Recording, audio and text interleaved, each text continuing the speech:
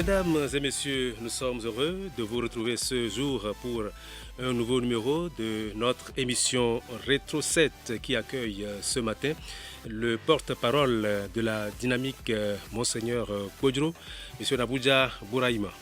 La dernière sortie de la DMK relative à l'arrêt de la Cour de la CEDEAO condamnant le Togo, l'organisation des prochaines régionales, l'emprisonnement de certains responsables du syndicat des enseignants du Togo 7, la suspension de la taxe sur les véhicules à moteur TVM pour les véhicules de transport à usage commercial, la suspension pour une durée de 4 mois infligée au journal Le Détective par la HAC. Et si le temps le permet, la nouvelle attaque terroriste au Bénin et l'élection présidentielle en France sont les sujets qui seront soumis à l'analyse de notre invité. Bonjour à toutes et à tous. Monsieur Nabouja, bonjour. Bonjour. Et merci d'être avec nous pour cette émission. Et à l'entame, nous voudrions saluer la mémoire de deux de nos compatriotes qui ne sont plus de ce monde. Il s'agit de l'ancien ministre des Finances du temps du général Yadema, Victor Alipuy, mort au cours de la semaine.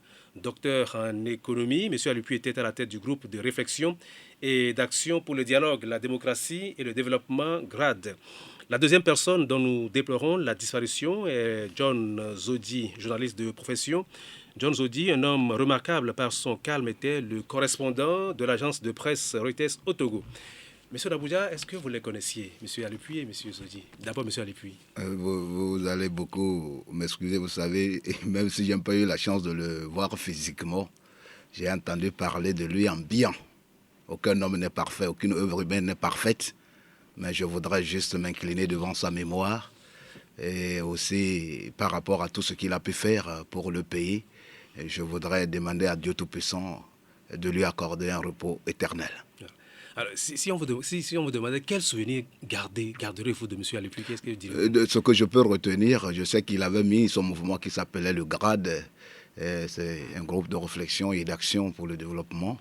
Vous savez, quand un homme est épris d'un amour, d'un patriotisme élevé, on ne peut que créer de telles actions avec la seule intention d'apporter sa modeste contribution pour le devenir de son pays. Donc déjà à partir de là, c'est des voies que des gens ont initiées et qui aspirent confiance et puis sérénité. Encore une fois, je m'incline devant sa mémoire et je demande à Dieu Tout-Puissant de lui accorder une paix éternelle et à nous qui sommes encore en vie, qu'on puisse faire mieux que lui. Et John Zodi, le journaliste John Le Zodi. journaliste John, vous m'excusez un peu, sans mentir, franchement, je ne connais pas grand-chose sur lui, mais étant un enseignant de philosophie, vous savez, la vie humaine est sacrée. Et puis, la dignité humaine n'a pas de frontières, quel qu'en soit ton bord politique ou religieux. La valeur humaine mérite respect et considération. Donc, encore une fois, je demande à Dieu Tout-Puissant aussi de lui accorder un repos éternel. Et aussi, ses efforts puissent inspirer beaucoup d'autres, parce qu'un bon journaliste, c'est celui qui fait un effort pour être au-dessus de la mêlée. Voilà, pour être un correspondant de Reuters, ça veut dire que vous Ce êtes n'est quand pas même... donné à n'importe qui. Ça voudrait dire qu'il avait des compétences qui étaient reconnues à l'international. Voilà. Donc, c'est une fierté pour notre pays d'avoir de tels individus. Et je souhaiterais que beaucoup de journalistes puissent aussi chercher à avoir cette chance et cette image. Et ça dépend de la rigueur du traitement de l'information qu'on en fait et de ce qu'on vise pour l'avenir. C'est important. C'est des hommes à ne pas oublier. Bien. Venons-en maintenant au premier sujet au menu de cet entretien, M. Nabouja. Des informations ont couru ces derniers temps sur l'illégalité de l'existence de la dynamique Monseigneur Kodjo. Que pouvez-vous nous dire sur le sujet? Je ne sais pas si moi j'ai vu ça dans certains articles. Voilà. Vous me permettez d'abord de vous remercier pour cette opportunité, parce que la radio Victoire, c'est la deuxième fois ici. Et je viens faire l'émission Rétro 7. C'est la première, c'était le 11 novembre 2021 avec la grande sœur Adiamagbo. Oui. Donc c'est une fierté pour moi d'être aujourd'hui encore dans vos murs ici, parce que la radio Victoire n'est plus à présenter. Des fois, il y en a qui sont fiers, il y en a qui sont fiers, la grande majorité des Togolais qui vous écoutent sont fiers qu'il y a une radio qui a la capacité de tendre le micro à tout le monde sans avoir peur, ce qui n'est pas le cas surtout à l'intérieur du pays. Et par rapport à la légalité de la DMK, vous savez, nous sommes au Togo, sinon aujourd'hui ce dossier n'allait plus se poser. Vous vous rappelez, ce n'est pas la première fois que des partis politiques se retrouvent dans un regroupement de partis politiques. Il y a eu le FRAC en 2010, il y a eu le CST en 2012-2013, il y a eu également CAP 2015. Donc, il faisait des correspondances adressées au ministère de l'administration territoriale au nom de ces regroupements. Parce que ces partis qui composent ces regroupements sont déjà reconnus et enregistrés au niveau du ministère de l'administration territoriale. Ils ont leur récépissé reconnu officiellement. Parmi eux, il y a des gens qui ont été élus comme des députés à l'Assemblée nationale dans leur carrière, dans leur démarche. Mais aujourd'hui, revenir dire qu'on ne reconnaît pas la légitimité, la légalité de la DMK, c'est un faux problème. Nous avons été aux élections. Il est bien vrai que M. Agouemé Kodjo était porté dans cette candidature par le MPDD, mais qui fait partie de la DMK et que tout le monde reconnaît aujourd'hui. Tu sais, nous sommes au Togo. Mais j'imagine que pour se constituer un groupe comme ça de partis politiques, il y a des démarches à faire, non? Bien... Il y a eu des démarches, il y a des démarches à faire. Il y a des démarches à faire. Mais vous savez, quand vous vous retrouvez dans un regroupement pareil, attends, est-ce que c'est aujourd'hui qu'on va nous rappeler ce genre de choses? La C14 qui a brillé, qui a fait la pluie et le beau temps, personne n'a demandé un jour à la C14 d'apporter des preuves de son existence légale. Vous savez, c'est une fuite en avant. Les gens ont décidé, et avec la DMK, tu sais, c'est un mouvement aujourd'hui créé par un homme pas des moindres, reconnu par tous les Togolais. Ça fait peur. Et jusqu'à ce jour, même si aujourd'hui, moi, Seigneur Kodjo est en exil, vous savez, quand les gens dorment, ils ont un traumatisme. Ils ont eu peur. Ils ont eu peur et continuent d'avoir peur. Parce que ce que nous avons fait avec 0 francs par rapport à la campagne, malgré toutes les menaces, les intimidations, les blocages, mais le peuple togolais a montré qu'il aspire vivement au changement. Oui. Et ce qui est intéressant aujourd'hui, quand un peuple adhère à un regroupement de partis politiques, la légitimité naît à partir du nombre. Bien, alors vous avez animé une conférence de presse la semaine dernière et elle a porté sur l'arrêt rendu le 24 mars dernier par la Cour de justice de la CEDEAO. Un arrêt qui condamne l'État togolais dans l'affaire qui l'oppose au président du MPDD, Agouemé Kodjo. Et vous demandez au gouvernement de tirer les conséquences politiques et juridiques donc, de cet arrêt. Qu'est-ce à dire? Oui, je voudrais remercier les magistrats de la Cour de justice de la CEDEAO. Parce que si c'était au Togo, ils allaient balayer ça du revers de main. Ou du moins, ils vont dire qu'une enquête est ouverte, mais qui n'est jamais fermée. Parce que sur plusieurs dossiers au Togo, les juges au Togo, la plupart du temps, nous ont déçus et continuent de nous décevoir. La dernière fois, lors de notre conférence de presse, j'étais complètement déçu. J'ai eu à dire que je ne crois plus en l'existence de la justice au Togo. À chaque fois qu'un dossier atterrit dans les mains de la Cour de justice de la CEDEAO, un Togolais qui porte plainte contre l'État togolais, il a toujours raison. Ça prouve à suffisance que notre justice... Sauf que la dernière fois, l'ANC n'a pas eu raison. Oui, c'est ça. Oui, on reviendra là-dessus. Oui, la décision de la Cour de justice de la CEDEAO, c'est un rebondissement qui mérite plusieurs réflexions et plusieurs interprétations.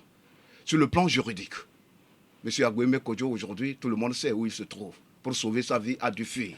Et tout le monde sait ce qui s'est passé dans la journée du 21 avril 2000, si j'ai bonne mémoire, 2021, tout le monde a assisté à ce qui s'est passé, ce qui s'est produit dans sa maison.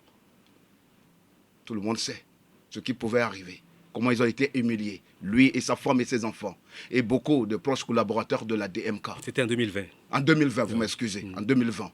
À un moment donné, ne pouvant plus supporter, il est obligé de prendre la clé des champs pour sauver sa vie. Un Togolais qui revendique sa victoire. C'est ça la constitution, c'est ça la démocratie. Quand on n'est pas d'accord, on dit non. C'est ça son péché mignon. Et maintenant, la Cour de justice de la CEDEAO s'est prononcée. Ça a plusieurs interprétations. D'abord, sur le plan juridique. Ça veut dire que la CEDEAO reconnaît que M. Agouemé Kodjo n'a pas été respecté dans ses droits. Il n'a pas été respecté. Et automatiquement, il doit être rétabli dans ses droits. C'est le même cas pour la grande sœur à Yamago aujourd'hui, M. Gérard Yossou, M. Flubert Atisso, qui sont aujourd'hui sous contrôle judiciaire. Donc, dans les conditions normales, par rapport à cette décision de la Cour de justice de la CEDEAO, il n'y a plus à passer par 4 chemins. Il faut les rétablir dans leurs droits et mettre fin à ces contrôles judiciaires qui limitent leurs actions. Plus loin également, le retour de Monseigneur Kodjo et de son assistant Marc Mondji, ce n'est plus négociable. C'est que dans les secondes qui suivent, l'État togolais doit prendre des dispositions qui s'imposent pour que ces individus rentrent calmement, en toute sérénité, au Togo. Et plus loin, le cas aberrant de son Excellence Agouemé Kodjo, il doit retrouver son immunité. son immunité parlementaire. C'est un droit inaliénable. Et maintenant, sur le plan politique, vous allez remarquer que à partir de cette décision de la Cour de justice de la CEDEAO, je prends le cas de M. Omolo, Jean-Paul Omolo, qui aujourd'hui est encore en prison dans ce dossier de revendication de la victoire de la DMK pour les élections du 22 février 2020. Sa détention n'a plus de sens. En fait, l'arrestation de Omolo n'avait rien à voir avec la revendication. Monsieur Omolo fait partie de ceux-là qui revendique la victoire du 22 février 2020 à l'extérieur. Mais quand il a été arrêté, on n'a pas dit que c'est parce qu'il revendique. Non, mais s'il vous plaît, c'est par rapport à ça. Monsieur Omolo s'est porté garant, courageux, pour dire que plus question d'élection volée sur la terre de nos aïeux. C'est de ça, s'ils n'ont pas eu le courage de le dire ouvertement, c'est par rapport à ça. C'est par rapport à ça. Et ils ont reconnu par rapport à toutes ces sorties, à tout ce qu'ils revendiquaient, par rapport à la vérité des urnes. Et dans les coulisses, ils en parlent. Qu'il en a fait de trop, selon ce qu'ils ont eu à lui reprocher, selon ce qu'ils disent. Donc, plus loin, M. Omolo fait partie des ambassadeurs que son Excellence Agweme Kodjo a eu à mettre en place, le gouvernement de combat que nous avons mis en place. Donc, quelque part, vous savez, avec cette décision de la Cour de justice de la CEDEAO, je demande au régime RPT uni, pour l'apaisement, pour le vivre ensemble, de revenir à la raison. Sinon, c'est une honte nationale. À chaque fois qu'un dossier est porté hors de notre pays, le régime en place n'a jamais eu gain de cause. Alors, la DMK affirme que cet arrêt de la Cour de la CEDEAO est déterminant pour le combat futur et l'atteinte de ses objectifs. En quoi cet arrêt est-il déterminant pour vous ? Pourquoi dites-vous que c'est déterminant pour le combat futur? Il est plus que déterminant. Quand vous menez un combat dans votre pays, surtout pour la démocratie, la restauration de la démocratie à l'international. Vous savez, le combat que nous menons n'est pas seulement au Togo. Diplomatiquement, il y a eu beaucoup de démarches. Que ce soit à Bruxelles, que ce soit à Paris, que ce soit à Washington, la DMK, et avec une diaspora déterminée, consciente et courageuse, à côté desquels nous avons son Excellence Agweme Kodjo, Monseigneur Faniko Kodjo et beaucoup d'autres, ça relance le combat. Et ça nous rassure que ce que nous sommes en train de faire est reconnu à l'international. Vous savez, le régime RPT UNIR a plus peur de la diplomatie, a plus peur de l'international. Ils font tout effort pour montrer à l'international qu'ils sont des gens qui respectent les valeurs démocratiques. Mais quand vous menez un combat à l'international avec la position de la diaspora togolaise aujourd'hui, ça les inquiète. Ils ne dorment pas. Donc ce qui fait que le moment où la CEDEAO a reconnu que M. Agweme Kodjo n'a pas été respecté, c'est-à-dire dans ses droits, on n'a pas tenu compte de la dignité humaine en le violentant. En ce sens, je dis quelque part que ça montre à suffisance que les institutions de notre pays ne fonctionnent pas comme ils devaient fonctionner. Donc plus loin, ça nous donne raison, que nous avons raison de revendiquer et de poursuivre ce combat. C'est pourquoi la dernière fois, notre sortie du 6 avril, nous avons dit aux Togolais que le combat ne fait que commencer. Parce que si nos institutions ont montré leur insuffisance et qu'à l'international, on reconnaît la raison, les valeurs, le sens de notre combat, ça rassure aux Togolais que nous sommes sur la bonne voie. Et nous ne sommes pas prêts à baisser les bras. Et vous l'avez dit, M. Agweme Kodjo est en exil en ce moment, de même que Monseigneur Kodjo. Avez-vous de leurs nouvelles? De toutes les façons, je voudrais vous dire tout simplement que l'exil n'est pas aussi chose facile. Mais tenez-vous bien, par la grâce de Dieu, et Monseigneur Faniko Kodjo va très bien. M. Agweme Kodjo va également très bien. Mais je voudrais tout simplement nous dire que l'exil, même à ton ennemi juré, ne le souhaite jamais d'être en exil. Oui. Parce qu'en ce moment, tu deviens apatride, étant loin de ta famille, de tes enfants, ça fait mal. Ça fait mal. Mais je pense qu'avec la décision de la Cour de justice de la CEDEAO, en donnant un délai de 3 mois au pouvoir de fait du RPT UNIR, durant 3 mois, je crois qu'il doit prendre les dispositions qui s'imposent pour que son Excellence Agweme Kodjo et beaucoup d'autres reviennent calmement sur la terre de nos aïeux. Oui. Donc ensemble, on peut se trouver des solutions qui s'imposent. Comme vous le dites, s'ils doivent revenir, il faut absolument qu'il y ait quand même des négociations. Est-ce que vous êtes prêts à des négociations? D'ailleurs, il y a des rumeurs qui courent que la DMK, il y a des négociations pour le retour justement de M. Agweme Kodjo, de Monseigneur Kodjo. Est-ce que vous confirmez? De toutes les façons, je suis le porte-parole de la DMK. Et par rapport à tout ce que nous faisons, vous savez, la politique est très complexe. Même, je donne l'exemple de la guerre entre l'Ukraine et la Russie. Tôt ou tard, ils finiront par se retrouver autour d'une table de discussion. Et comme on l'avait toujours dit, aux problèmes politiques, il faut des démarches politiques. La DMK n'a jamais fermé la porte du dialogue ou des démarches qui puissent permettre de trouver, d'aller vers un consensus national. Mais nous voulons que les gens comprennent qu'on ne peut plus gérer le Togo comme ce fut le cas en 1960 ou en 1990. Aujourd'hui, les données ont changé et tout le monde a son droit de regard dans la gestion de la cité. Donc, plus loin pour dire que la DMK n'exclut pas les démarches rationnelles et raisonnables pour qu'on puisse trouver des solutions dignes de ce nom, consensuelles. Mais quand le régime RPT uni veut faire croire aux gens qu'ils sont les plus rusés, les plus malins, c'est là nous leur disons de faire profil bas. Oui, est-ce que, bon, je reviens, j'insiste, est-ce que la DMK est en négociation souvent avec le pouvoir pour le retour de ces deux, M. Agboime Kodjo et Monseigneur Podjoro? De toutes les façons, je vous dis, et je le dis si bien, que aucune démarche n'est proscrite si ça peut permettre de ramener le calme. C'est-à-dire que la DMK est disposée à des négociations.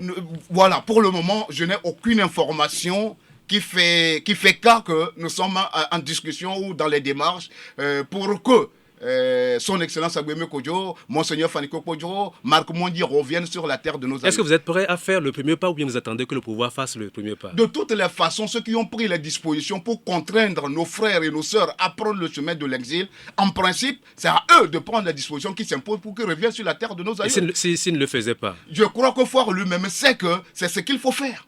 Parce qu'il est embêté aujourd'hui. Quand vous êtes un chef d'État, tout le monde crie votre nom en mal.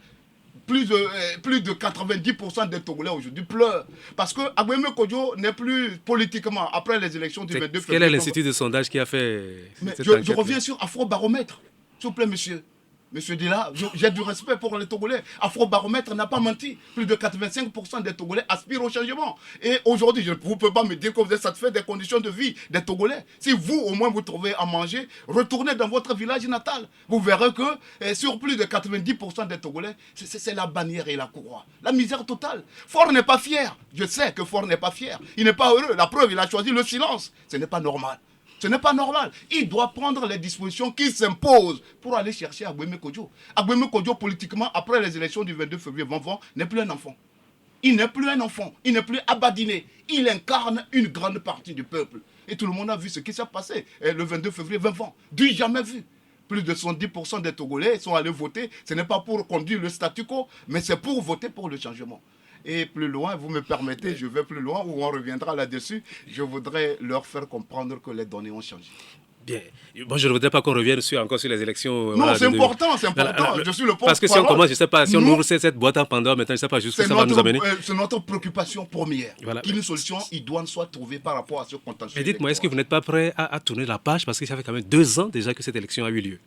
Tourner la page pour faire quoi? Un homme politique, c'est à travers les élections qu'on trouve des solutions pour départager les protagonistes. Mais maintenant, après ces élections du 22 février 2020, nous réclamons la vérité des urnes. On va tourner la page pour aller dire quoi au peuple qui nous a mandatés. Faure ne peut pas gagner une élection digne de ce nom encore au Togo.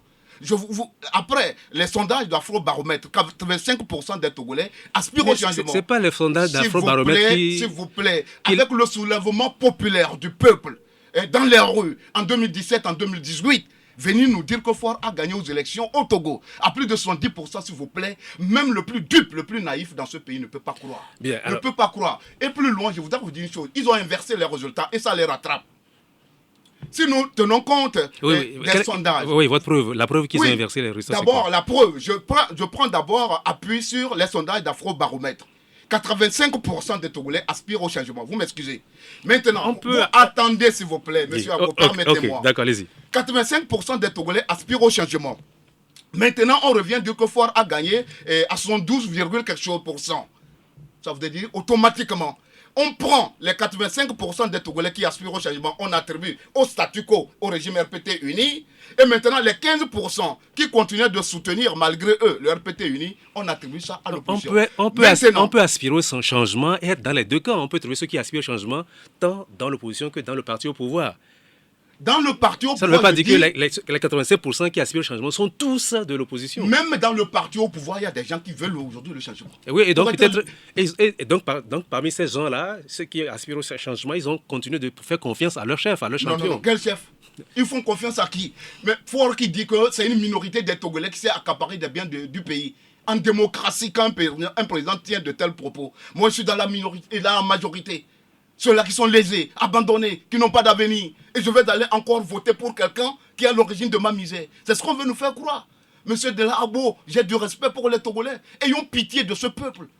Quand on parle de la démocratie, ce qui le confirme, c'est l'alternance au sommet de l'État. Les Togolais veulent le changement, comme c'est le cas au Ghana, comme c'est le cas au Bénin, comme c'est le cas partout, dans la sous-région, 15 pays de la sous-région. Seul le Togo ne connaît pas d'alternance. Vous allez me dire que nous sommes les plus heureux? Quand vous regardez le développement au Bénin, quand vous regardez le développement au Ghana, dans les pays qui nous entourent, tenez-vous bien, les Togolais souffrent. Mais le Togo aussi se développe quand même. Peut-être à son rythme. Je reviendrai là-dessus. Dans quelle zone j'ai vu, quand vous rentrez au nord du Togo, à l'intérieur de notre pays, le Togo, même de l'eau potable, on ne trouve pas à boire. De l'eau potable, un droit inaliénable pour tout pays digne de ce nom. Trouver de l'eau potable, c'est-à-dire ce n'est pas une faveur, c'est une nécessité.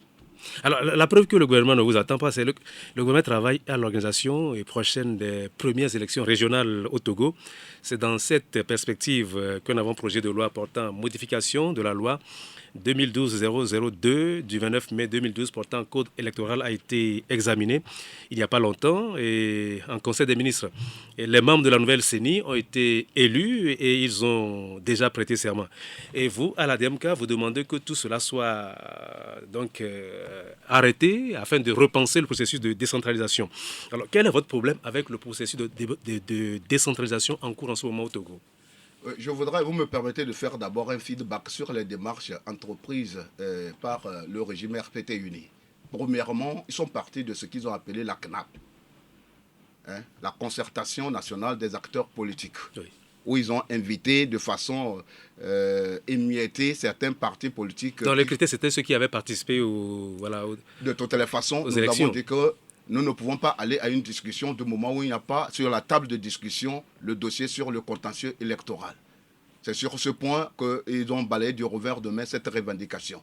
Donc parce qu'ils sont dans cette logique d'aller à tout prix organiser des élections régionales. La seconde rencontre, ils ont encore envoyé des lettres invitant les mêmes partis qu'ils avaient invités et que la DMK avait rejeté. Et cette fois-ci, ce n'est plus dans le cadre de la CNAP, c'est dans le cadre du CPC. Cadre permanent de concertation. Oui. Je voudrais leur dire d'abord qu'à partir d'un arrêté, un ministre ne peut pas en convoquer des responsables des partis politiques sérieux et parmi lesquels des gens ont tenté à une élection présidentielle, je crois quelque part que par rapport à leur statut, ce n'est pas par un arrêté qu'on peut inviter des acteurs politiques pour discuter des dossiers qui touchent toute la nation. À votre avis, comment il faut les inviter? Il faut par exemple, s'il y a du respect, nous avons vu ce qui s'est passé tout récemment en Côte d'Ivoire, dans les pays où les gens veulent l'apaisement, le consensus national, à travers un décret. Ne faisons pas d'amalgame entre le décret et l'arrêté. Par un décret, et l'ouverture doit être solennelle à travers le chef de l'État qui doit inviter tous les fils et filles de ce pays de s'entendre sur les dossiers qui nous divisent. Et en réalité, même ça ne devait pas s'arrêter seulement qu'à partir des partis politiques. Il y a aussi la société civile à côté, il y a l'armée à côté, il y a la justice à côté. Pourquoi pas presque toutes les institutions? On ne peut pas tout régler à la fois, il faut peut-être de façon sectorielle. À quoi bon de continuer par toujours diviser les Togolais? Il faut quand même donner qu'on ait le courage de s'arrêter pour trouver des solutions qui nous divisent. Pour trouver des solutions aux problèmes qui nous divisent. S'il vous plaît, maintenant, leur intention, c'était d'aller tout droit vers les élections régionales. Et malheureusement, comme ils ont toujours choisi ceux qui doivent les accompagner, mais il y en a qui, entre-temps, nous avaient donné raison. Au niveau de la CNAP, ont claqué la porte. Mais à notre grande surprise, ils sont revenus au niveau du CPC. Vous voyez, la DMK n'est pas prête à commettre... Ça veut dire que vous êtes isolés. Nous ne sommes pas isolés. Même ceux-là qui sont là-bas savent que la DMK a une position cohérente et constante. C'est ça la responsabilité au niveau de la politique. Quand tu prends une position, il faut l'assumer jusqu'au bout. Nous ne sommes pas des plaisantins. On peut se tromper. Non, s'il vous plaît, on ne peut pas se tromper devant une situation pareille. Quand on vous invite à une discussion, vous tenez compte des tenants et aboutissants. Qu'est-ce que le peuple gagne? Parce que quand on fait la politique, on a des comptes à rendre au peuple. Mais une fois on dit qu'on a claqué la porte, quelque temps après on revient sur la pointe des pieds, la DMK n'est pas dans cette logique. Nous ne sommes pas des enfants parce que nous savons ce qui s'est passé le 22 février 2020. Nous ne sommes pas prêts à nous faire humilier, à nous faire rabaisser. Est-ce que ce n'est pas du pragmatisme? Parce que quand vous refusez de discuter, le pouvoir n'attend pas, le pouvoir avance. La preuve... Le fait aussi de dire non, c'est du pragmatisme. Le fait de dire non, c'est aussi du pragmatisme. Parce que nous avons à répondre devant le peuple. C'est ça la responsabilité, elle est lourde. Nous n'avons pas droit à l'erreur devant le peuple. Ceux qui sont partis avec l'intention d'organiser les régionales, qui disent que de fermer la porte des élections du 22 février 2020, je sais qu'il y aura toujours les problèmes. Ils ne vont plus réclamer. C'est-à-dire pour ces régionales où ils vont, durant 2 ans, le RPT Uni refuse aux gens de manifester, surtout à l'opposition. Sérieuse. Il y avait la Covid-19 qui Quelle Covid-19 durant cette période, le RPT Uni était dans toutes les préfectures. Durant cette période des 2 ans où les pays de la sous-région étaient en élection présidentielle législative, ce n'est pas au Togo que la Covid-19 est née. Même aujourd'hui, en Chine où la maladie a pris source, les gens sont en pleine activité. Vous voyez les stades pleins à craquer en Europe. La maladie n'est pas née au Togo. Shanghai, en Chine, il y a le confinement. Je ne refuse pas, mais s'il vous plaît, le Togo a pris cette maladie comme étant un refuge, le régime RPT Uni, pour pouvoir s'échapper. Parce qu'ils savent que la DMK ne sont pas dans la logique d'oublier ce qui s'est passé le 22 février d'avant. Bien, monsieur Nabouja Oudrama, à votre avis, que doit faire le pouvoir en place pour que nous ayons une vie politique nationale apaisée, et quelle doit être par ailleurs la contribution de l'opposition à cet apaisement de la vie politique nationale? La première des choses, j'ai toujours dit que fort est le problème et la solution par rapport à ce déblocage nécessaire pour nous tous. Vous savez, au Ghana, par exemple, les élections présidentielles passées, elles n'ont pas été à la hauteur des attentes. Mais à un moment donné, les Ghanéens ont jugé bon de se taire. Pourquoi? Parce qu'ils connaissent, la Constitution est respectée au Ghana. Un mandat, deuxième mandat, tu pars calmement. Tu forces ce qu'il doit faire pour que les Togolais se calment et puis se regarder face à face. Est-ce que ce n'est pas aussi parce que l'opposition ghanéenne a dû peut-être laisser au lieu de... Oui, pourquoi ils ont laissé? Ils se disent que leur mandat chez eux, c'est 4 ans. À quoi bon de perdre encore du temps du moment où nous savons que c'est son deuxième et dernier mandat? Mais au Togo, le régime RPT Uni nous a habitués à modifier la Constitution. Ils peuvent vous dire qu'ils ont dit que selon leur constitution qu'ils ont modifiée, ils ont taillé sur mesure, que c'est le premier mandat de Faure qui a commencé à partir de 2020. Donc, autrement dit, son deuxième mandat, c'est en 2025. Rien n'est sûr qu'en 2025, le RPT Uni qui nous a habitués à modifier revient nous dire que non, on peut encore modifier. Parce que Nakamba nous a dit que les lois ne sont pas des monuments. On peut toujours les modifier. Il y a crise de confiance entre acteurs politiques et le peuple. Entre le régime RPT Uni et le peuple. C'est tout le problème. Forcer ce qu'il faut faire. Pour que les Togolais se calment. Vous, quelle est votre proposition pour que la confiance revienne? Votre proposition, c'est quoi? La proposition, j'ai dit que fort est le problème et la solution. Il sait ce qui nous divise. Comment il peut vouloir le pouvoir et penser qu'aucun Togolais n'a encore le droit de vouloir le pouvoir? Durant 50 ans, plus de 50 ans. Mais il vous dira que c'est les Togolais qui l'ont élu? Quels Togolais? Les Togolais ne sont pas des bambins. Le changement est naturel. Ça fait partie de nos chromosomes. Ça fait partie de nos essences. Là où vous êtes, le plat que vous aimez le plus, une fois, 2 fois, la 3e fois, vous n'en voulez plus. Vous voulez autre chose. Durant plus d'un demi-siècle, nous sommes assujettis, soumis. Dans le RPT Uni, des gens très compétents veulent être des présidents. Bien. Alors, avant de poursuivre cet entretien, Hervé Essay nous rappelle quelques-uns des événements qui ont fait la une de l'actualité nationale de cette semaine. Hervé Essay.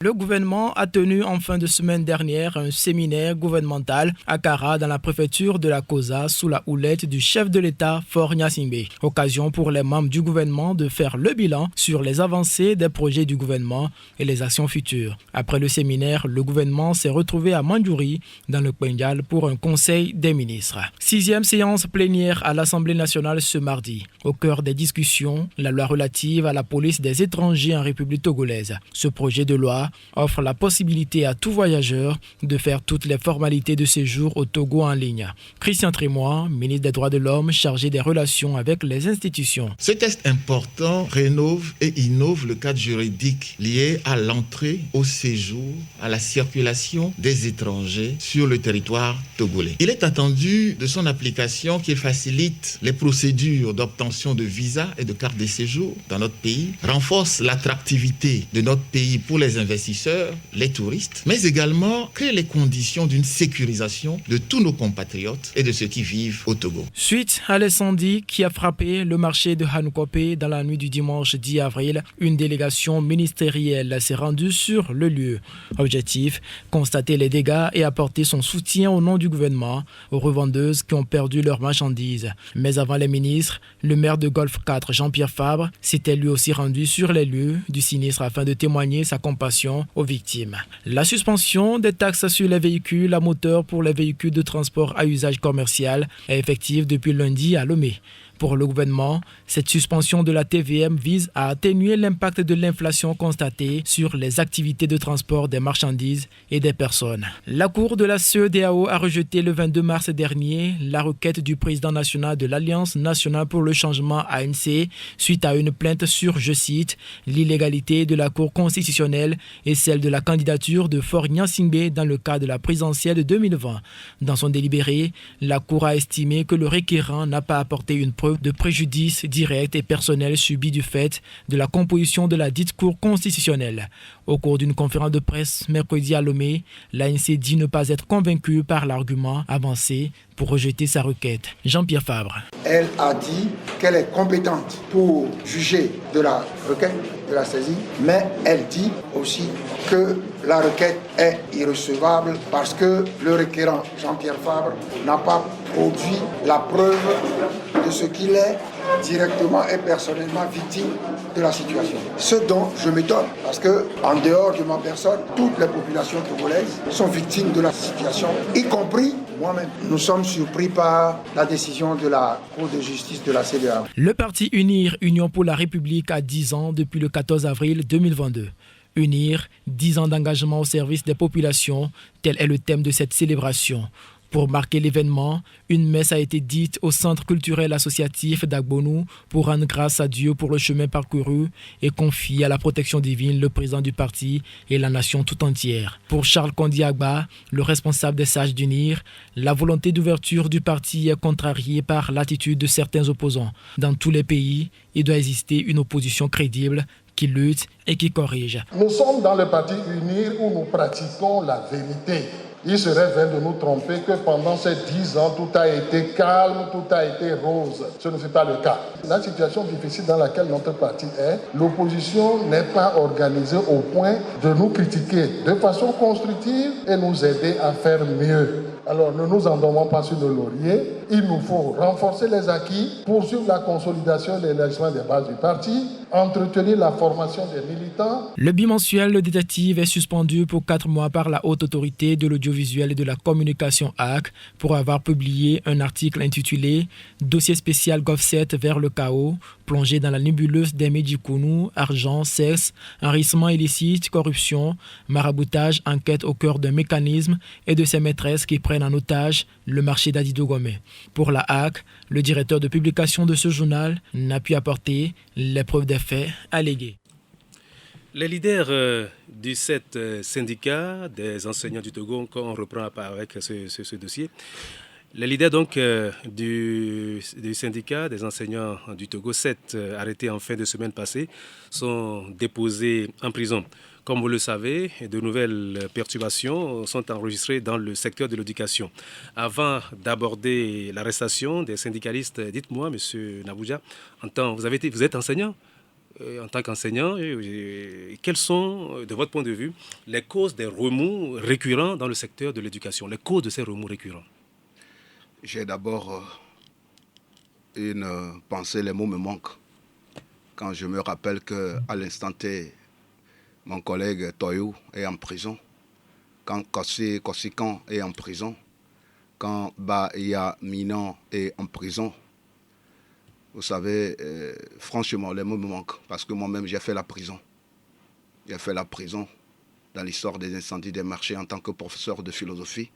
Les gens n'ont pas respecté mon statut. Ils sont venus me prendre sans aucune preuve. Ils m'ont mis en prison avant de chercher des preuves. Mais à la fin, je suis sorti la tête haute durant plus de 15 mois à la prison civile de Kara. Et je me rappelle si bien le jour-là, quand je sortais, j'ai dit non, je prie mon Dieu pour que personne d'autre ne soit encore victime de cette injustice. Mais depuis le 18 avril 2014 jusqu'à ce jour, les mêmes problèmes continuent. S'il vous plaît, vous savez, le dossier sur l'éducation togolaise, c'est que les gens n'ont pas la volonté de résoudre ce problème. Ça ne date pas d'aujourd'hui. Depuis le 2013, j'étais en détention quand les gens étaient en lutte pour poser des revendications légitimes devant les responsables de l'employeur devant l'État. Mais malheureusement, à chaque fois, ils tournent le dos aux vraies revendications pour donner des interprétations. Vous vous rappelez si bien, ça coïncide un peu aujourd'hui. Hier était le 15 avril 2013. Ça me rappelle encore. J'étais en détention quand j'ai appris que 2 jeunes ont été fauchés dans cette revendication des enseignants. Et le seul tort de ces enseignants, c'était de réclamer le retour de leurs enseignants pour leur apporter la connaissance. Le tort des enfants, vous voulez dire? Oui, le tort des enfants. C'est-à-dire pour ceux-là qui ont commis ce crime horrible devant l'humanité, c'est ça le tort des enfants. Et je crois quelque part que si nous étions des gens conscients et responsables, on doit être fiers qu'on a des enfants qui sont responsables de leur... qui pensent à leur avenir. Quand les enfants sortent dans la rue, c'est comme un enfant qui sort dans la rue pour chercher son père, sa mère.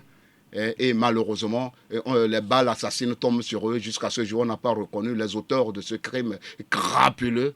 Je crois qu'il y a lieu de condamner cela. Mais aujourd'hui, vous me rappelez le problème, ce qui a mis le feu aux poudres par rapport à ce dossier du 7. Moi, je me rappelle, j'étais à Mango au lycée, puisque le lycée, après le KTP Kara, on m'a envoyé au lycée technique de Mango. Au lycée technique de Mango de 2017 à 2018. Les mêmes revendications étaient toujours là.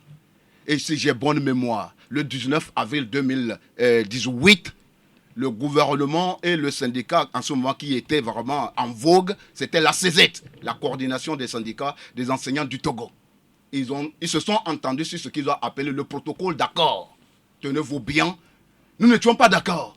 Mais pour sauver l'année scolaire, nous avons pris notre mal en patience, avec l'idée que c'était déjà un pas vers une solution qu'on n'espérait pas, mais qui aurait pu apporter un calme dans le monde éducatif. Depuis le 19 avril 2018 jusqu'à ce jour, après le protocole d'accord, ils reviennent dire que non, il y a des choses qu'il fallait mettre à plat pour repenser le contenu du protocole d'accord. C'est ça qui a donné à ce qu'à la fin, ils reviennent avec le ministre Kogoko qui vient dire que non, ce n'est plus le protocole d'accord, ça devient la gratification exceptionnelle. Dans cette même gratification exceptionnelle, ils trouvent que non, il faut revoir les contours, il faut remettre à plat. Ils quittent la gratification exceptionnelle, ils s'entendent avec certains syndicats, et maintenant ça devient quoi? Le mémorandum d'entente, qui malheureusement, ce mémorandum d'entente n'est plus mémorandum d'entente, ça devient mémorandum de mésentente. À partir de la naissance du CET, le syndicat des enseignants du Togo. S'il vous plaît, aujourd'hui, les gens disent que ce syndicat n'est pas légal.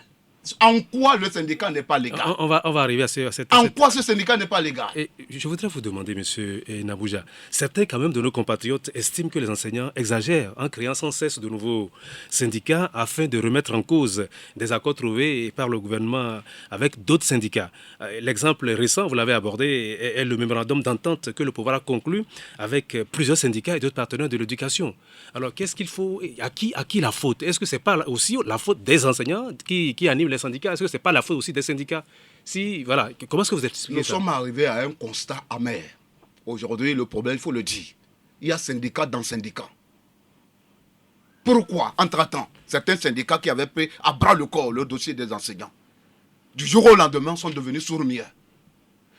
La preuve, ce qui traduit un peu cette colère qui a pris une forme qui nous inquiète, nous tous, et qui nous interpelle, c'est dû au fait que le mémorandum d'entente dont il parle, en réalité, n'a pas reçu l'adhésion de tous les enseignants. C'est-à-dire, quand vous prenez certains syndicats qui vous arrangent, en signant ce que vous avez appelé mémorandum d'entente, et plus loin, les secondes qui ont suivi, une colère naît. Ça veut dire déjà que la grande partie des enseignants ne se reconnaissent pas dans ce mémorandum d'entente. Et ce qui ne devait pas en quelque sorte être ignoré et négligé par... Et pourtant, le gouvernement a fait un grand effort en mettant sur la table 5 milliards. C'est quand même... 5 milliards pour 5 ans. Pour 40 000 enseignants, monsieur. 5 milliards pour 5 ans. Pour 40 000 enseignants. Combien chacun va prendre durant 5 ans? Ou du moins, s'ils reviennent dire, c'est maintenant change de langage. Parce que cette somme des 5 milliards devait être répartie. Les 3 milliards, entre-temps, ce que nous avons eu comme information, une partie destinée aux enseignants des établissements publics et une partie pour les enseignants des confessionnels. Ça veut dire qu'en réalité, les 5 milliards n'étaient pas destinés pour seulement que les enseignants des établissements publics. Mais monsieur, quand nous répartissons les 5 milliards pour 5 ans, ou du moins les 5 milliards ne serait-ce, je ne souhaiterais pas, les mots me manquent parce qu'il y a un manque de volonté pour résoudre le problème des enseignants. Et quand les gens me disent que l'État a fait de trop, a fait assez pour les enseignants, combien? Le salaire, l'enseignant togolais est celui-là qui souffre plus dans la sous-région. Aucun enseignant, cadre B, niveau bac, dans la sous-région n'est en dessous de 250 000 dans la sous-région. Le Bénin à côté, je ne vais pas loin pour chercher des exemples. L'enseignant, cadre B, son salaire de base n'est pas en dessous de 250 000. Mais au Togo, nous sommes entre 109 000 et 115 000.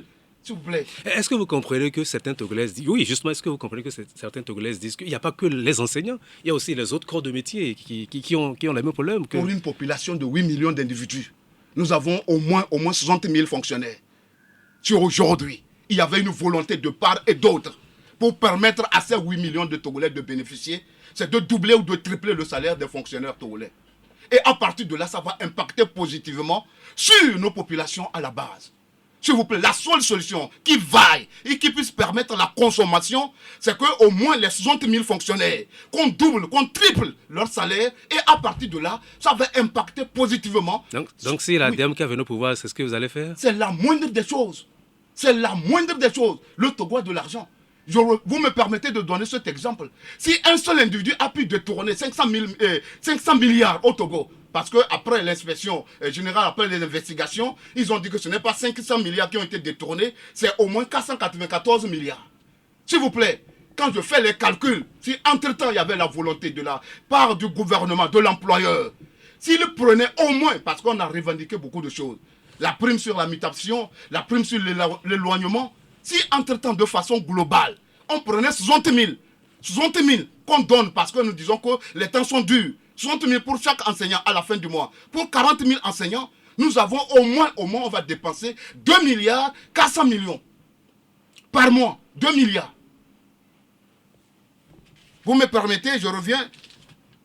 2 milliards 400 millions. 2 milliards 400 millions qu'on va dépenser pour les 40 000 enseignants par mois. Et si nous faisons par an, ça va donner quelque chose de 28 milliards 800 millions. 28 milliards 800 millions. S'il vous plaît, ça, ce n'est absolument rien pour le Togo. Ce n'est absolument rien pour le Togo. Si plus loin, entre-temps, il y avait une volonté conséquente pour permettre aux Togolais de profiter de nos fonctionnaires, on fait au moins 100 000 pour chaque enseignant, c'est-à-dire de façon globale par rapport aux revendications. Ça revient à 4 milliards par mois pour les 40 000 enseignants. Et par an, ça va revenir à 48 milliards. S'il vous plaît, 48 milliards pour un État, je ne dis pas, ce n'est pas les ministres Kokorko et les ministres Baora qui ont créé les écoles. Les revendications en réalité ne sont pas destinées contre M. Baora ou Kokorko, c'est contre l'État, l'employeur. Si vous êtes en face d'un dossier pareil, la seule chose qu'on vous demande, c'est d'écouter de façon responsable, calme et rendre compte. Je regrette en ce sens, surtout pour ce dossier, le silence de M. Faure. Bien, le silence de M. Faure. Oui, la raison que le gouvernement évoque pour refuser de discuter avec le CET est que son existence serait illégale, ce qui fait débat au sein des populations. Alors, quel est votre avis maintenant, dites-moi, sur cette polémique relative à la légalité ou non du CET? C'est un faux débat. C'est un faux débat. Le code du travail qu'ils ont voté à l'Assemblée nationale est venu avant la date de l'existence du CET.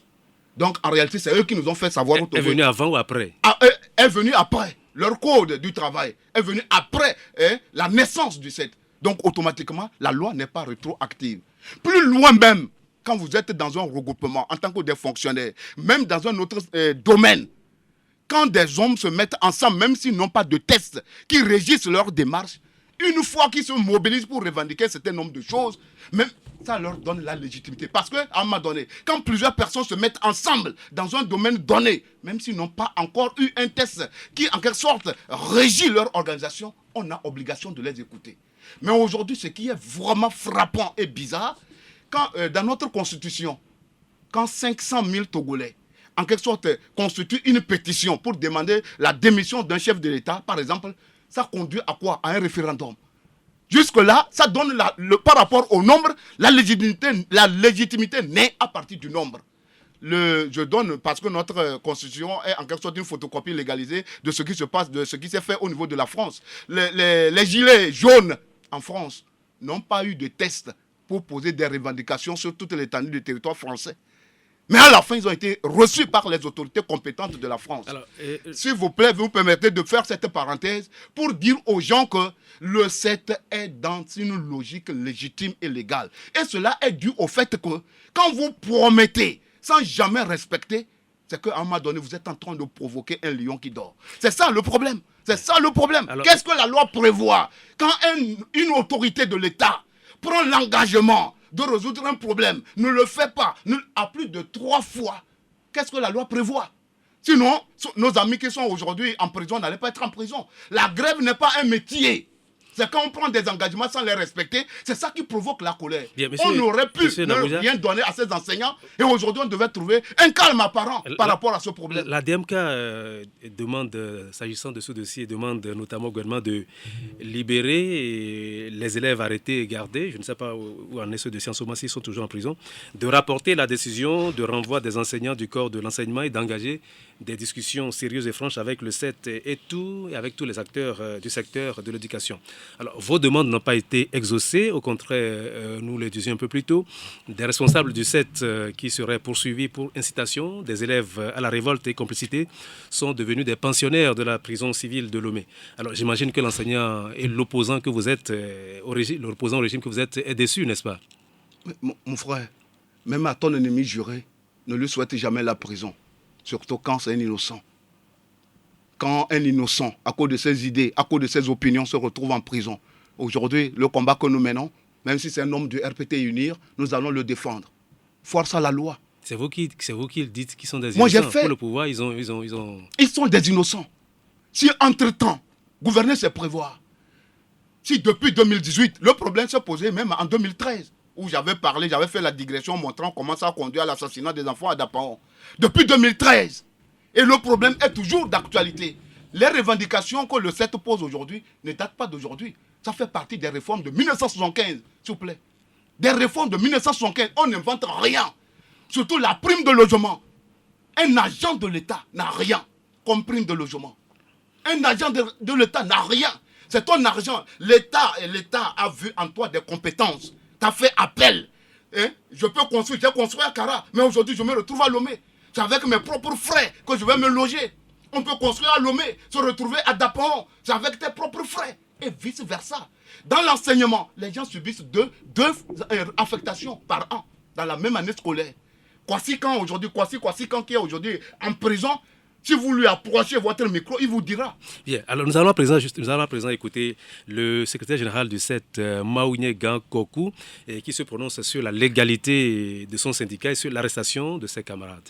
Nous ne nous retrouvons jamais dans cette logique-là d'inciter qui que ce soit à manifester la violence envers les biens publics. Donc, le communiqué dont parle le gouvernement qui fait état d'incitation n'est pas reconnu par le syndicat des incendies Togo, puisque nos communiqués sont souvent cachetés. Donc, il n'y a aucun communiqué. Donc, jusqu'alors, nous sommes en train de constater que ce n'est pas le vrai motif de leur arrestation, puisque les faits qui leur sont reprochés ne sont pas vérifiés. Nous sommes dans une logique de défendre l'amélioration des conditions de vie et de travail des enseignants. Donc si le gouvernement trouve que c'est par cette voie qu'il pouvait nous arrêter et nous museler, ce n'est pas la meilleure voie choisie, puisque les tests prévoient l'ouverture d'un dialogue pour pouvoir trouver des réponses nécessaires à la question et à la situation. Légalement, le CET existe et je porte à la connaissance de tout le monde que cette légalité est déjà établie et prouvée. Nous, on a déjà respecté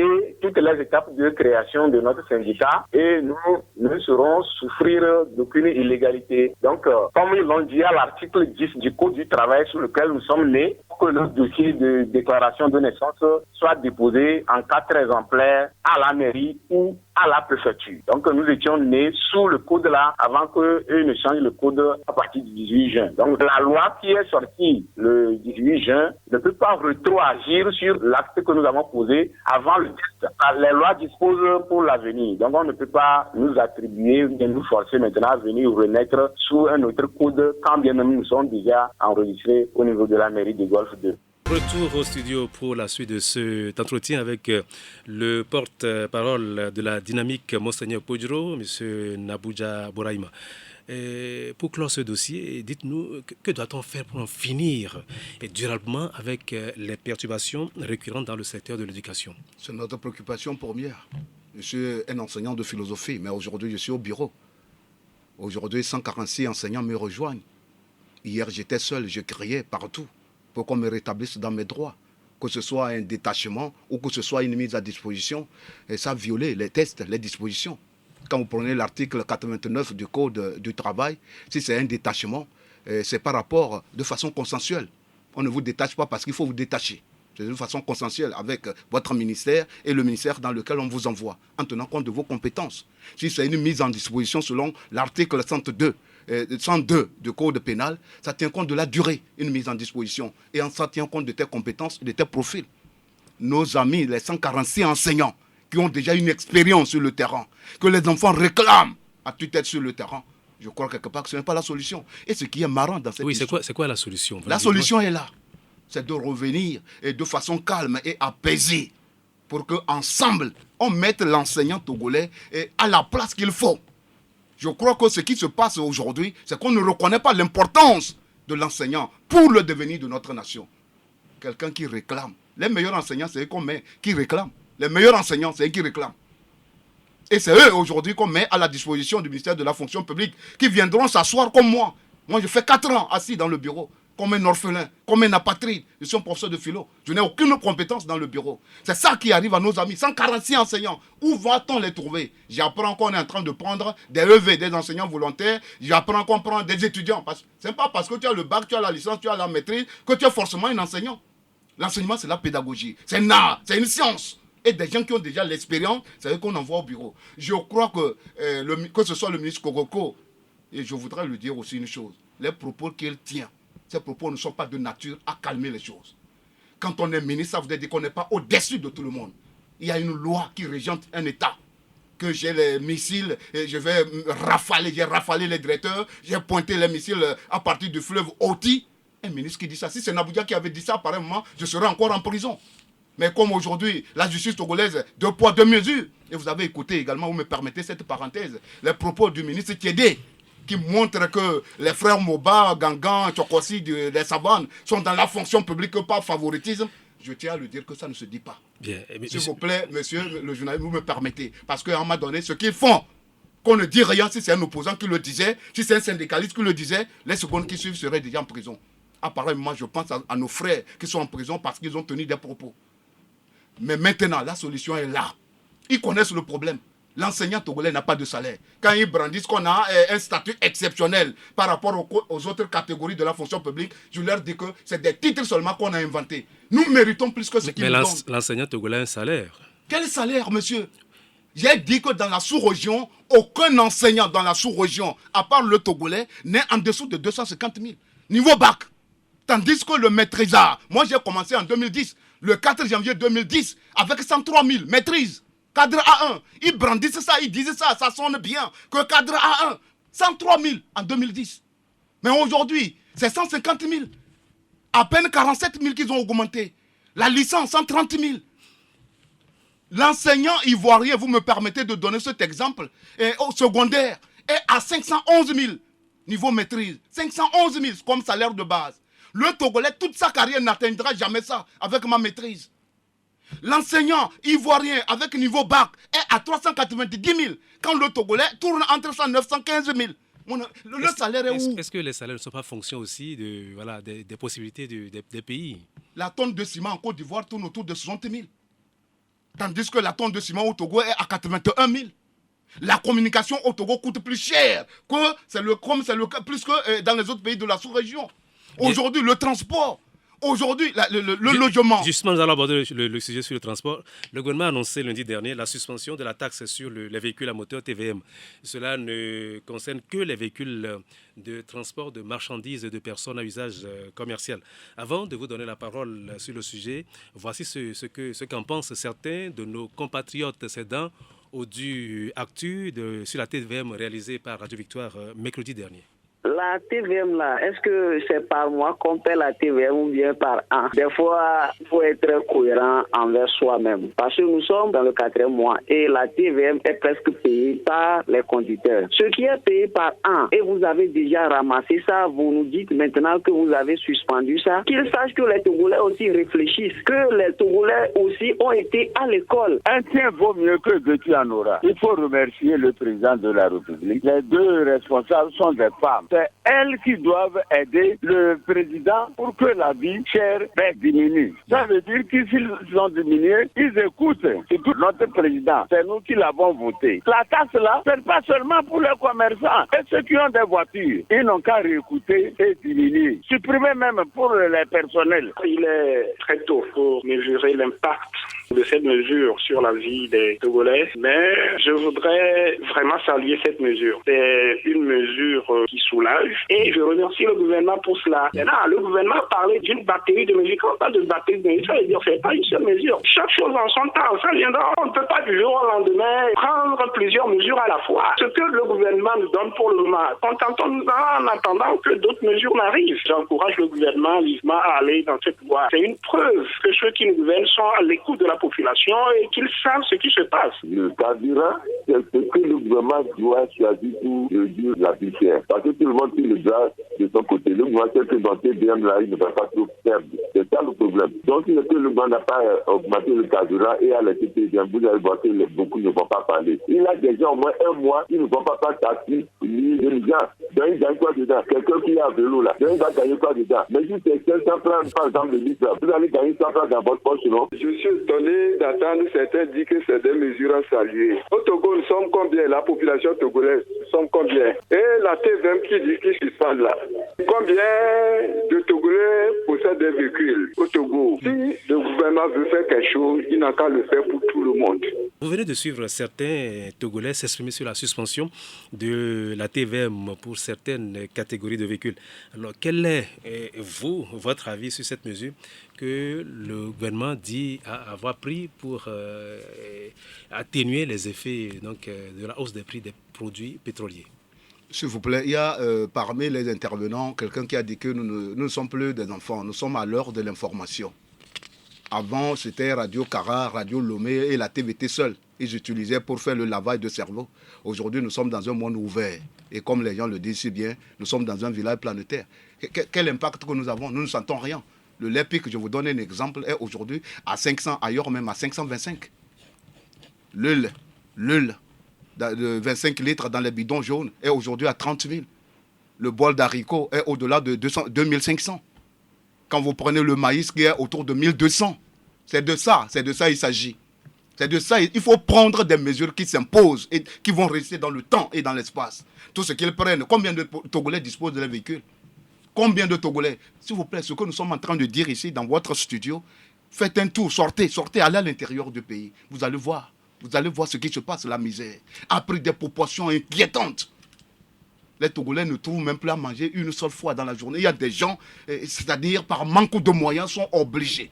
Quand je dis même de trouver à manger une seule fois, qu'est-ce qu'ils mangent? Quelle est la qualité de ce qu'ils mangent? Les mesures qu'ils sont en train de prendre, ça résout quoi? Ça va résoudre quel problème? Combien de Togolais disposent de leurs véhicules? Le carburant qu'ils ont augmenté, au moment où on s'attendait à ce qu'ils prennent des dispositions durables. Ils vous diront que c'est le prix par rapport au baril sur l'international. Mais je dis les Togolais, le Togo c'est un État vraiment très riche. En voyant le train de vie des ministres, ailleurs au Ghana nous avons vu, ils ont réduit les péages. Ils ont mis fin aux péages. Au Togo, quand vous prenez la nationale numéro 1, avant de rentrer au Burkina, vous payez au moins 5 péages. Au moins des Togolais qui sont venus à Lomé, dans la capitale, prendre la marchandise pour aller livrer nos populations à l'intérieur, doivent payer au moins 5 péages. Et là où c'est marrant, on a positionné des péages sans tenir compte des aspects sociologiques. Je suis par exemple à Davier, j'ai mes parents par exemple à Aditi-Kopé, où je suis un enseignant à Davier, je dois venir faire le cours dans mon école où l'État m'a envoyé à Aditi-Kopé. Avant de venir, je paie. À midi, je retourne, je paie. À 14h, je reviens pour servir encore, je dois payer. À 17h, je dois rentrer, je dois payer. C'est la même chose quand vous prenez au niveau de Défalé. Entre Défalé et Kanté, c'est des voisins. Des gens travaillent à Kanté, mais habitent à Défalé, vice-versa. Mais il faut aller, celui qui travaille à Kanté, dans le S'il vous plaît, monsieur, j'ai construit par exemple à Défalé et je suis à peine à 10 km de Kanté. J'ai mes parents là-bas. Pourquoi on ne peut pas prendre des dispositions qui s'imposent pour qu'on puisse au moins, à ces moments difficiles que le monde entier traverse, mettre fin ou du moins réduire de façon drastique ces péages qui constituent aujourd'hui vraiment un rouleau d'étranglement pour le peuple togolais. Je crois quelque part qu'entre-temps, on avait cru que comme les femmes sont venues à la tête des institutions, comme première ministre une femme, présidente de l'Assemblée nationale, des femmes qui connaissent mieux la misère des enfants, mais malheureusement, c'est en ce moment que la vie est devenue insoutenable. Je crois quelque part que ça nous interpelle, nous tous. Ça nous interpelle. On ne peut pas continuer par gérer le Togo. Les Togolais méritent une assistance sociale. Une assistance sociale digne de ce nom, à ces moments difficiles. Le train de vie de nos ministres, des chefs de l'État, des DG, ça n'a pas changé. Un seul individu qui prend 500 000 pour payer une bouteille de champagne de vin, quand dans son village, les gens meurent de faim. Je voudrais vous donner, vous me permettez, le temps nous talonne. Les gens sont conscients que ce qu'ils font pour le pays, contre le pays, n'est pas bien. Quand ils perdent un individu qui leur est cher, quand ils vont dans leur village natal pour l'enterrement, qu'est-ce qu'ils font? Le passage où les étrangers vont passer, ils prennent soin de prendre la peinture, tout ça là, pour peindre, pour cacher la vraie face de leur localité. Ça vous dire, c'est ça que Sartre appelle la mauvaise foi. On sait que ce qu'on fait n'est pas bon, mais quand on a la visite des étrangers, on fait semblant de cacher la vraie face de la localité. Ils sont conscients. Quand vous allez à l'intérieur du pays, monsieur, c'est ça. Quand vous reprenez tous ces enseignants qui revendiquent, la plupart sont du nord, de l'intérieur du pays. Vous me permettez, c'est des vérités, c'est les messages qu'on envoie à nos autorités. Il n'y a rien au nord. Il n'y a rien au nord. En octobre 2019, Ford avait dit quelque part que, devant le truc de Doing Business, que quand vous avez votre maman qui prépare et ça ne vous suffit pas, ce n'est pas la marâtre qui viendra préparer, ça va vous suffire. Nous, on a quoi? On a quoi au nord? Il n'y a aucune infrastructure. Moi, je fais le nord, je suis au nord. J'ai été à Mango, j'ai été à Dapon, je connais la vie, ce que c'est que ceux qui sont les trois de nos camarades, de nos frères qui sont en prison, c'est des fils du Nord. Vous me permettez cette ségrégation, cette discrimination pour attirer l'attention des gens. C'est un message qu'on envoie aux autorités. Oui, la vie au nord de l'intérieur, ce n'est pas la même chose qu'à Lomé. Hein. Nous savons qu'à Lomé, c'est difficile. Mais si à Lomé, c'est comme ça dans la capitale, imaginez un temps soit peu ce qui se passe au nord. Alors, dans la semaine, le gouvernement s'était transporté donc, dans le nord. Et il a eu donc, un séminaire gouvernemental, selon leurs termes. Un séminaire gouvernemental et puis après un conseil des ministres à Mandouri.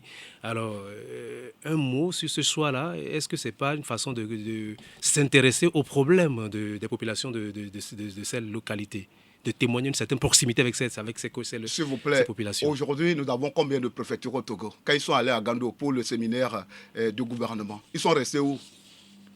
Dans une préfecture comme Gando. Ils sont restés où pour faire leur séminaire gouvernemental? Ils ont fait des bâches, comme c'était des réfugiés. Il n'y a pas d'infrastructure d'accueil dans une préfecture. Il n'y a pas d'infrastructure d'accueil. C'est ce que nous, on vit chaque jour. Je donne l'exemple de chez moi à Bassa. Tu as de l'argent, tu ne peux même pas te faire plaisir dans un restaurant à Bassa. Les gens aussi ne peuvent pas le faire parce que personne n'a de l'argent. L'argent ne se trouve qu'entre les mains de quelques individus. Ils sont allés à Mandouri, ils sont allés à Gando pour le séminaire gouvernemental. Ils sont restés où? Aucune infrastructure. Mais ce n'est pas une façon de témoigner de la proximité, en tout cas. Proximité par rapport à quoi? Moi, j'aurais souhaité qu'ils réalisent. Pour dire aux populations de là que... S'il vous plaît, la dernière fois, ils ont fait à Tablibo l'année passée. Ça a changé quoi à Tablibo? J'aurais souhaité que quand ils quittent à Tablibo, les secondes qui suivent, on bitume, on crée les écoles, on crée les infrastructures, on crée des emplois. Est-ce que ça ne permet pas au moins de se rendre compte des problèmes, de voir, de visu les problèmes, la réalité? Ils connaissent les problèmes du Togo. La réalité. Tous ceux qui sont dans le gouvernement, tout le monde appartient à une localité. Et on demande à chaque ministre de faire un rapport sur la réalité dans son... On peut pas, durant son temps, on peut dire qu'on ne connaît pas le pays. Ils connaissent bien le Togo. C'est qu'ils ne veulent pas nous permettre de vivre. Ils connaissent bien le Togo. Bien. Le Parti au pouvoir, l'Union pour la République Unie, fête ses 10 ans. Et l'ancien ministre Charles Kondi Agba a déclaré qu'il n'y a plus d'opposition constructive au Togo.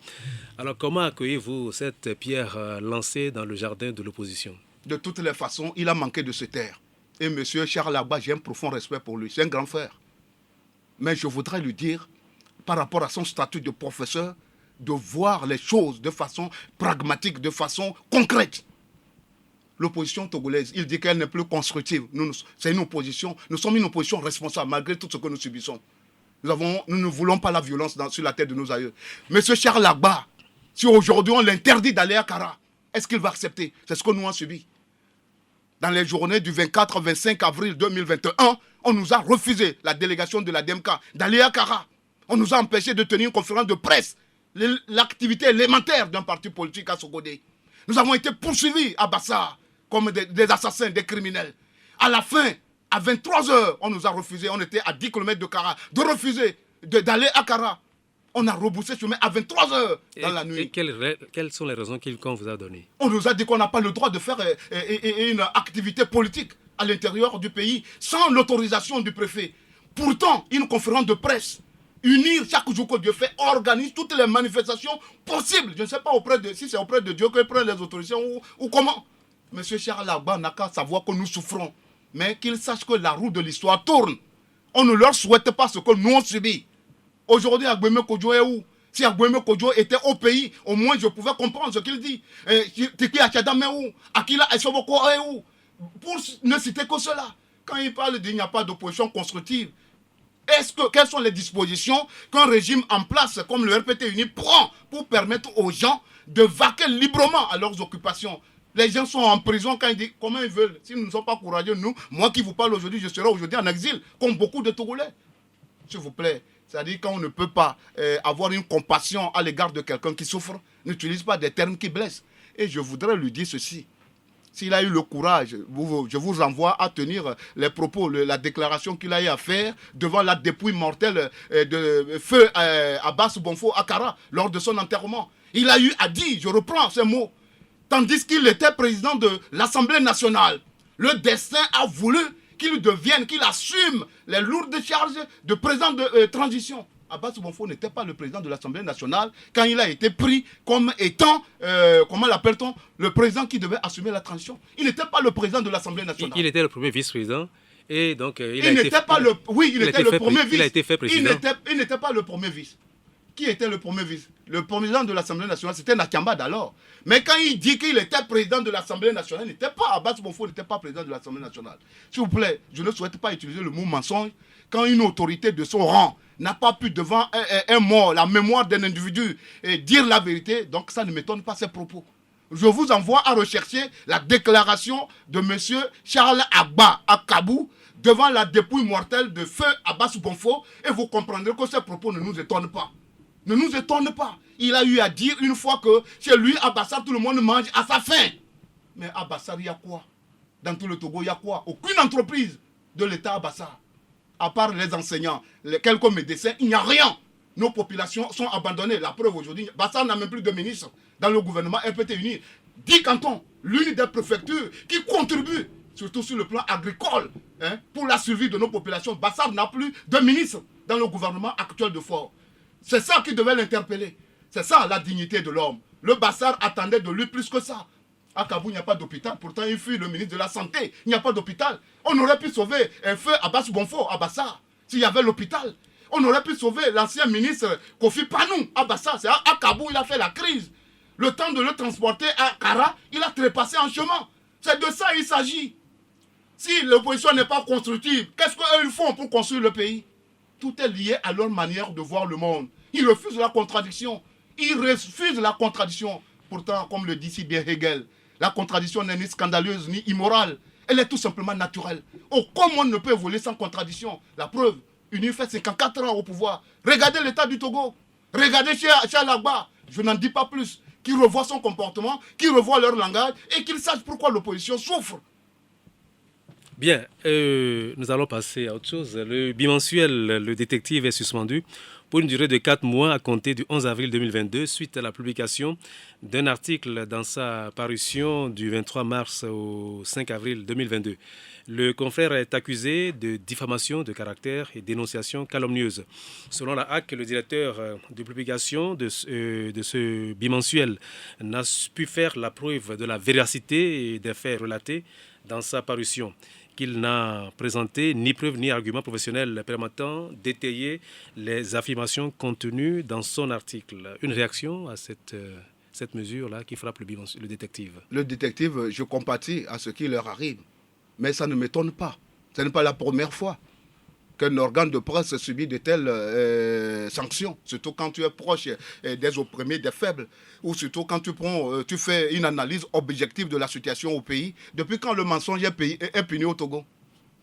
Depuis quand le mensonge, c'est-à-dire quand une autorité ou un journaliste se tient de tels propos, il doit être sanctionné.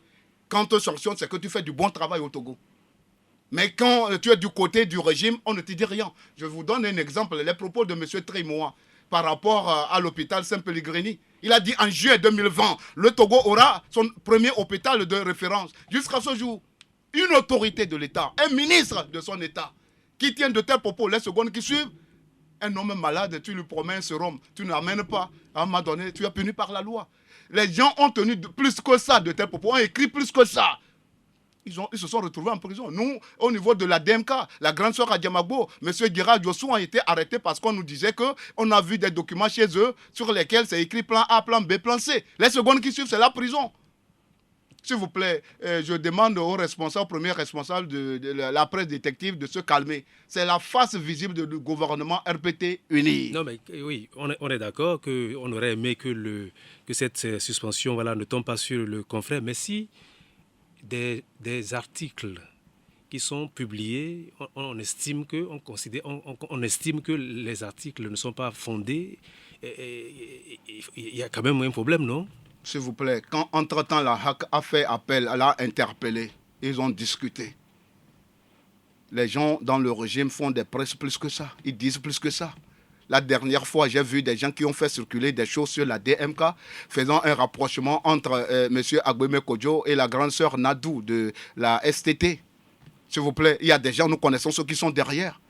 Nous, on ne dira pas ça. Mais là-bas, on ferme les yeux sur ça. Je dis, s'il vous plaît, les gens savent ce qu'ils sont en train de faire. Je ne vais pas polémiquer là-dessus. Vous êtes Togolais comme moi. Vous connaissez ce qui se passe dans notre pays. 2 poids, 2 mesures. 2 poids, 2 mesures. Donc, je ne souhaiterais pas, je demande seulement à notre camarade, notre frère de la détective, de prendre son mal en patience. Au moins, lui, là, la chance de ne pas être jeté en prison.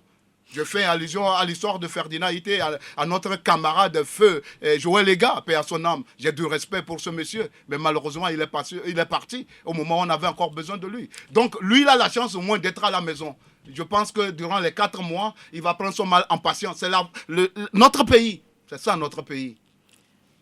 Place maintenant l'actualité internationale de cette semaine. Mais avant de poursuivre notre entretien, Anani Vidjirakou nous propose une sélection de certains faits qui l'ont alimenté. Anani Vidjirakou. Le Premier ministre ivoirien Patrick Achi a remis sa démission ainsi que celle de son gouvernement mercredi. Une nouvelle équipe gouvernementale sera nommée la semaine prochaine et le président de la République, Alassane Ouattara, a déjà annoncé que le futur gouvernement sera resserré avec une 30aine de ministres contre 41. Déjà, plusieurs noms circulent et sont pressentis pour être le prochain Premier ministre si Patrick Achi n'est pas reconduit. Geoffroy Julien Kwao, politologue et essayiste ivoirien. Ce n'est pas vraiment une surprise, en ce sens que depuis le début de l'année 2022, les observateurs de la scène politique ivoirienne s'attendaient à un remaniement ministériel. Attaque terroriste dans le nord-ouest du Bénin, le pays a été une nouvelle fois touché par une attaque terroriste meurtrière. Bilan de cette attaque qui s'est produite lundi, 5 soldats béninois morts et 1 grièvement blessé. Aucune revendication n'a été signalée, mais selon des sources sécuritaires, un engin explosif est à l'origine de cet acte terroriste. En Guinée, les avocats du Front National pour la Défense de la Constitution ont déposé cette semaine un lot de preuves de dénonciation de crimes et exactions présumées de 2019 et 2020 auprès du procureur général près la cour d'appel de Conakry, période durant laquelle le Front a contesté durement le 3e mandat de l'ancien président Alpha Condé. Inondations en Afrique du Sud cette semaine, on dénombre plus de 300 morts selon le bilan provisoire après de violentes pluies qui ont duré plusieurs jours dans la province du KwaZulu-Natal. Mercredi, le président sud-africain était sur les lieux pour constater les dégâts et soutenir les familles endeuillées. Et puis présidentielle de ce 2022 en France, à l'issue du premier tour, le président sortant Emmanuel Macron et Marine Le Pen sont les deux candidats en tête pour le second et dernier tour. Ils ont obtenu respectivement 27,85% et 23,15% des suffrages. Les deux candidats poursuivent les campagnes pour avoir l'adhésion des Français à leur projet. Déjà, les sondages donnent Emmanuel Macron vainqueur. Bien, le Bénin a été frappé lundi le 11 avril, une nouvelle fois par une attaque terroriste meurtrière dans le nord-ouest du pays. Le bilan lourd fait état de 5 militaires tués. Alors, la menace terroriste continue de peser sur les pays de l'Afrique de l'Ouest, les pays côtiers de l'Afrique de l'Ouest. Pour l'instant, le Togo en est à l'abri, mais la question qui se pose est la suivante. Jusqu'à quand et que devons-nous faire pour nous protéger contre ce fléau? Vous savez, quand on parle de terrorisme, il faut faire une analyse approfondie de la nature humaine. Nous, au niveau de la philosophie, quand vous prenez l'homme dans son essence, il est mu par deux instincts. L'instinct d'agressivité qu'on appelle le thanatos et l'instinct d'amour qu'on appelle l'éros. Quand l'homme est en face d'une situation qui le dépasse, même 2000, 3000, il peut prendre et aller tuer un individu. Donc la première des choses, c'est de revoir le côté organisationnel de nos sociétés. Ceux qui tuent, ce ne sont pas les enfants des ministres, hein. Ce ne sont pas les enfants des préfets, des DG. C'est des gens qui, n'ayant plus d'espoir en quelque sorte, ont perdu espoir, sont tentés d'aller commettre de tels forfaits pour pouvoir survivre. Donc ça veut dire quelque part que, comme le dit si bien Karl Marx, ce sont les conditions de vie qui déterminent les conditions de pensée. Il faut voir qu'est-ce qu'il faut faire pour mettre tout le monde. C'est pourquoi chez les Blancs, ils ont réussi un peu pour diminuer et limiter de façon drastique la criminalité. Il faut accorder une assistance sociale à tout le monde. Il faut permettre à tout le monde de vivre, d'avoir le minimum vital. On aurait combattu à plus de 80% la criminalité. L'éducation, c'est capital. Et maintenant, la deuxième chose, quand le Mali était menacé, j'ai vu la CEDEAO qui a dit non, pour qu'ils reviennent sur l'ordre constitutionnel. S'ils ne le font pas, ils ont la force d'attente de la CEDEAO. Cette force est où? Il faut l'utiliser, mais c'est le moment où jamais. Cette force d'attente de la CEDEAO, les 15 pays de la CEDEAO doivent unir leurs forces d'attente de la France. Si tous ces militaires de la CEDEAO s'unissent, je vous dis, en une seconde, on va trouver la solution. Le Bénin seul ne peut pas s'en sortir. Le Togo seul ne peut pas s'en sortir. Le Burkina, le Mali, le Niger, individuellement, personne ne peut s'en sortir. La preuve au Nigeria, malgré la puissance, la première puissance dans la CEDEAO, c'est le Nigeria. Et pour ne pas dire la deuxième dans toute l'Afrique. Mais jusqu'à ce jour, n'arrive pas à s'en sortir. Oui, c'est justement le chef de l'État était la dernière fois en Côte d'Ivoire et il parlait de ce sujet. Et il disait qu'il faut que tous les pays se mettent ensemble pour combattre ce fléau. Le terrorisme ne date pas d'aujourd'hui. Il y a plus de déclarations, il y a plus de théories que de pratiques. C'est le moment où jamais d'aller au concret. Ce n'est pas la première fois, ce n'est pas hier, on a commencé par tuer les gens au Nigeria. Boko Haram ne date pas d'aujourd'hui. Ça a commencé au Nigeria calmement et aujourd'hui, c'est une traînée de poudre. C'est parti au Niger, c'est parti au Mali, c'est parti au Burkina Faso. Aujourd'hui, c'est le Bénin à côté qui est en train de subir. S'il vous plaît, ils attendent quoi pour agir? Nous ne sommes plus en période de déclaration. Il faut aller dans des actions concrètes pour arrêter ce mal-là. Ils ont fait entre-temps aussi des opérations conjointes dans le nord. Et aujourd'hui, ça donne quoi? Ça continue, le mal continue. Bien. Je dis, si ces pays, les 15 pays de la sous-région, se mettent ensemble, ils vont trouver des solutions à moins d'un mois par rapport à ce problème. Voilà, le dernier sujet de cette émission. Le deuxième tour de la présidentielle française opposera une fois encore le président sortant, Emmanuel Macron, à Marine Le Pen. Quel est votre candidat? S'il vous plaît, De Gaulle, je reviens toujours sur la phrase de De Gaulle qui dit que la France n'a pas d'amis, la France n'a que des intérêts. S'il vous plaît, que le meilleur gagne. Le Togo n'attend pas la France pour pouvoir s'en sortir. La preuve, Macron nous a montré que malgré tout ce que nous subissons, les déficits démocratiques que nous subissons, il a reçu fort. Quand ses prédécesseurs, Sarkozy, entre-temps François Hollande, personne n'a reçu fort. Donc, s'il vous plaît, que le meilleur gagne. Le problème de la France, c'est la France. Et le problème du Togo, c'est le Togo. Pourquoi vous ne voulez pas qu'il reçoive le président togolais? Pourquoi on va recevoir le Togo dans ces moments où les Togolais sont aujourd'hui emportés par des violations flagrantes des droits de l'homme? Pourquoi? Pourquoi, quand Faure est revenu de la France, qu'est-ce qui a changé au Togo? Ça a continué comme si rien n'y était. La France ne peut pas protéger la démocratie en France et encourager la dictature en Afrique. Pourquoi c'est les pays francophones qui ont tous les problèmes de respect de la Constitution? La France en est pour quelque chose. Bien. Nous connaissons le mal, d'où vient le mal de l'Afrique, surtout de l'Afrique francophone. Merci. Fin de cette émission. L'invité de ce samedi, c'est le porte-parole de la dynamique, Monseigneur Podjro Nabouja Bouraïma, que je remercie. Merci donc d'être venu partager avec nous vos analyses. Auditrices et auditeurs de Radio Victoire, Hervé Essay, Nani Vidjirakou, Haïté Messin et moi-même de Lagbo, nous vous remercions pour votre fidélité et vous donnons rendez-vous samedi prochain à la même heure, si Dieu le veut. Cette émission, je le rappelle, est rediffusée le dimanche à partir de 11h. Excellent week-end à toutes et à tous et joyeuses fêtes de Pâques. Merci beaucoup.